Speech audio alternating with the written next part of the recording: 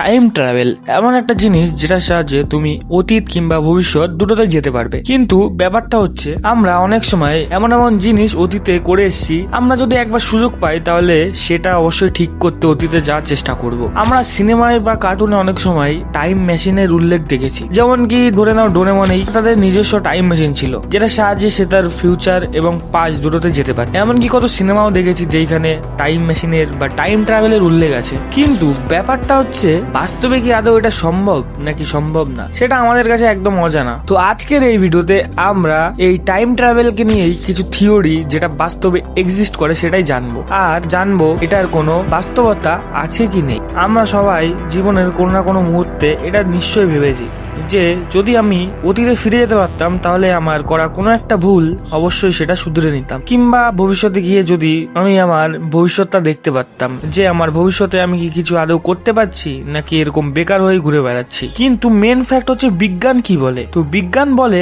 Time travel possible. তো আজকের এই ভিডিওতে আমরা বিজ্ঞানের এমন কিছু অন্ধকার রহস্য জানবো যা আপনাদের এই সম্পর্কে পুরো ধারণাটাই বদলে দেবে। আজ আমরা জানবো স্টিফেন হকিংস এর এই বিখ্যাত টাইম ট্রাভেলস পার্টির কথা।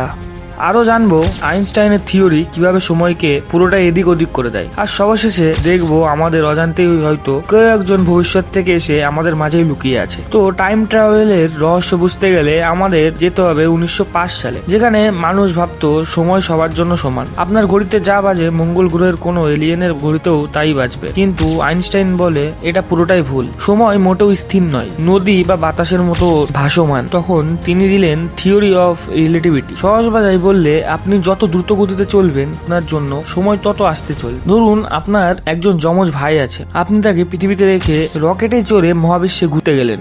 5 বছর মহাকাশে কাটিয়ে যখন আপনি পৃথিবীতে ফিরবেন আপনি অবাক হয়ে দেখবেন আপনার বয়স মাত্র 5 বছর, কিন্তু পৃথিবীতে থাকা আপনার যমজ ভাইয়ের বয়স ততক্ষণে 50 বছর বেড়ে গেছে আর সে বুড়ো হয়ে গেছে, আর আপনি এখনো জোয়ান। কিন্তু তার মানে আপনি কিন্তু অলরেডি ভবিষ্যতের পৃথিবীতে টাইম ট্রাভেল করে ফেলেছেন। গান এটাকে বলে টাইম ডিলেশন, আর এটা কোনো গল্প নয়, এটা ল্যাবরেটরিতে প্রমাণিত সত্য। আমাদের মাথার উপর যে জিপিএস স্যাটেলাইট গুলো ঘুরছে সেগুলোর ঘড়ি কিন্তু পৃথিবীর ঘড়ির চেয়েও প্রতিদিন কয়েক মাইক্রোসেকেন্ড ফাস্ট চলে। বিজ্ঞানীরা যদি প্রতিদিন এই সময়টা অ্যাডজাস্ট না করে তাহলে আমাদের ফোনের গুগল ম্যাপস প্রতিদিন কয়েক কিলোমিটার ভুল রাস্তা দেখাবে। তো এটা ছিল ভবিষ্যতে যাওয়ার রাস্তা যেটা গতি দিয়ে পাওয়া গেল। তাহলে অতীতে কি করে যাওয়া যাবে? অতীতে কি যাওয়া আদৌ সম্ভব? পদার্থবিজ্ঞানীরা বলেন অতীতে যাওয়ার জন্য প্রকৃতি নিজেই কিছু গোপন সুড়ঙ্গ তৈরি করে রেখেছে, যেগুলোকে বলা হয় ওয়ার্ম হোল। মহাবিশ্বের স্পেস টাইম ফেব্রিককে যদি একটা কাগজের টুকরো ভাবেন আর কাগজের টুকরোটাকে ভাঁজ করে একটা কলম দিয়ে তার উপর ফুটো করে দেন, তবে একটা মাথা থেকে অন্য মাথায় যাওয়ার একটা শর্টকাট রাস্তা তৈরি হবে। আর এই শর্টকাটটাই হলো ওয়ার্ম হোল। বিজ্ঞানী কিপ থর্ন দেখিয়েছিলেন যদি একটা ওয়ার্ম হোলের এক মাথাকে আলোর গতিতে ঘোরানো হয় তবে অন্য মাথাটা অতীতের একটি দরজা হয়ে দাঁড়াবে। কিন্তু সমস্যা একটাই, ওয়ার্ম হোল গুলো এতই ছোট আর এতই অস্থির, ওইগুলো তৈরি হওয়ার 1 সেকেন্ডের মধ্যেই কোটি ভাগের 1 ভাগ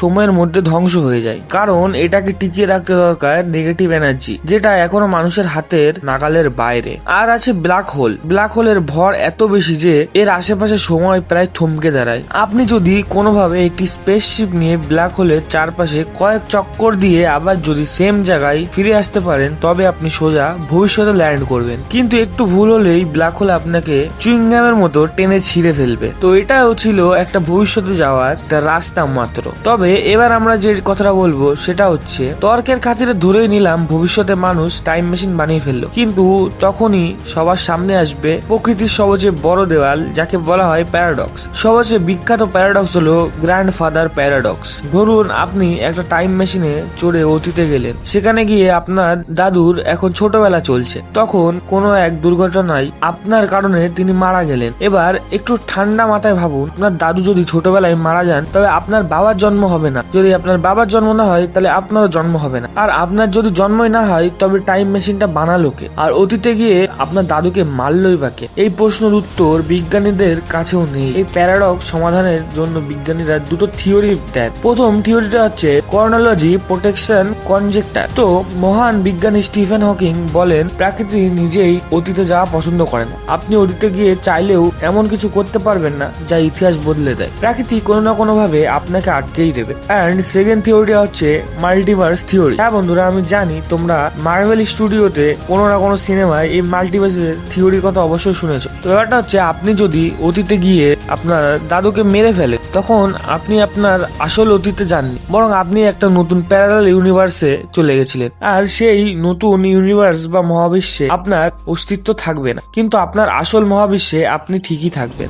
এবার আমরা চলে আসি মেন ইন্টারেস্টিং পার্টে। যদি টাইম ট্রাভেল সম্ভব হয়, তবে ভবিষ্যৎ থেকে কেউ কি আমাদের পৃথিবীতে এসেছে? কি মনে হয় আপনাদের? তো ব্যাপারটা হচ্ছে, ইতিহাসে এমন কিছু ঘটনা ঘটেছে যা সাধারণ মানুষকে ভাবিয়ে তোলে। 2000 সালের দিকে ইন্টারনেটের ফোরামে জন টিটার নামে এক ব্যক্তি দাবি করেন তিনি 2036 সাল থেকে এসেছেন, আর তিনি সামরিক বাহিনীর একজন টাইম ট্রাভেলার। তিনি ভবিষ্যতের এমন কিছু কম্পিউটারের ভেতরে কোডিং এর কথা বলেছিলেন যা তখন সাধারণ মানুষ জানতোই না, কিন্তু পরে তা সত্যি প্রমাণিত হয়। এরপর হুট করেই তিনি ইন্টারনেট থেকে হাওয়া হয়ে যান। 1941 সালের সেই চশমা পড়া তরুণ। 1941 সালের কানাডার একটি ব্রিজের ছবি তোলার সময় ভিড়ের মধ্যে একটা ছেলেকে দেখা যায়, যার গায়ে ছিল মডার্ন গ্রাফিক টি শার্ট, চোখে আধুনিক একটা চশমা এবং হাতে একটি পোর্টেবল ক্যামেরা, যা 1941 সালের প্রযুক্তির সাথে কোনোভাবে মেলে না। তো তাকে বলা হয় টাইম ট্রাভেলিং হিপস্টার, কারণ সে যে জিনিসগুলো ক্যারি করছিল তার সাথে, সেটা তখন কোনো কিছুই আবিষ্কারই হয়নি, বাট সেই সেম জিনিসটাই